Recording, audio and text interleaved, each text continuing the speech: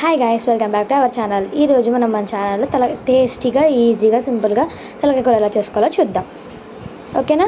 దానికోసం ముందుగా తలకాయ కూరను ఒక 3-4 టైమ్స్ కడుక్కొని అల్లం వెల్లిపాయల పేస్ట్, సాల్ట్, ఇంకా టర్మరిక్ పౌడర్, చిల్లీ పౌడర్, ఇంకా ధనియాల పౌడర్, ఇంకా కొంచెం గరం మసాలా కూడా వేసుకోవాలి. ఇంకొంచెం గరం మసాలా వేసుకుందాం. గరం మసాలా వేసుకొని బాగా కలుపుకోవాలి. ముక్కలకంతా ఆ మసాలా అంతా పడేటట్టు చాలా చక్కగా కలుపుకోవాలి.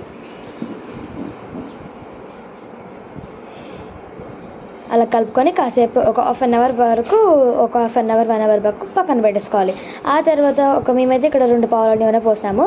ఆ నూనెలో జీలకర్ర వేసి జీలకర్రని చిటపటలాడనివ్వాలి.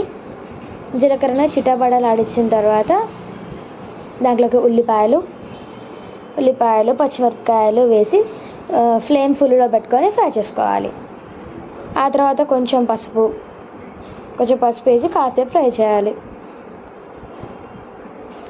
ఆ తర్వాత అల్లం వెల్లిపాయల పేస్ట్ వేసి పచ్చివాసన పోయేంత వరకు ఫ్లేమ్ ఫుల్లోనే ఉండాలి. పచ్చివాసన పోయేంత వరకు వేపుకోవాలి. ఆ తర్వాత మనం మ్యారినేట్ చేసి పెట్టుకున్న తలకాయ కూరను దీంట్లోకి వేసేసుకుందాం. మ్యారినేట్ చేసి పెట్టుకున్న తలకాయ కూరని దీంట్లోకి వేసి ఫ్లేమ్ ఫుల్లోనే ఉండాలి. గుర్తుపెట్టుకోండి, తలకాయ కూరకి ఎప్పుడైనా ఫ్లేమ్ ఫుల్లోనే ఉండాలి. ఇలా వేసి ఇక చూసారుగా ఎలా వాటర్లో ఊరాయో, అలానే కాసేపటికి కలుపుకుంటూ అలా ఫ్రై చేసుకుంటూ ఉండండి.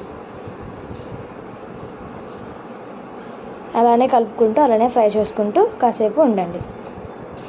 చూసారా ఎలా ఉందో? ఆ తర్వాత మనం ఎసరైతే పోసుకోవాలి. ఎసరు పోసుకొని చూసారుగా, ఎసరు పోసుకోవాలి. మేమైతే ఇక్కడ 2 గ్లాసెస్ ఆఫ్ వాటర్ పోసాం. 2 గ్లాసెస్ ఆఫ్ వాటర్ పోసాం. సో చూసారుగా కర్రీ